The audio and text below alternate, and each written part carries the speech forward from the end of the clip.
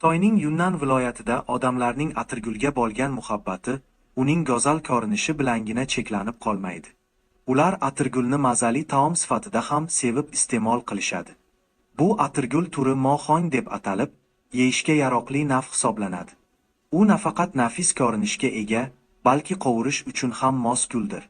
Tasavvur qiling, yangi uzilgan atirgul barglari un va tuxum aralashmasi bilan yupqa qoplanib, qaynoq yog'ga tashlanadi. Vijillab qovurilayotganda, gulbarglar asta-sekin ochiladi. Go'yo qizigan yog'da qayta gullayotgandek. Tilla rangi kirguncha qovurilgach, tashqi tomoni qarsildoq bo'lgan gulbarglardan taralayotgan tiniq atirgul hidi dimogingizni qamrab oladi.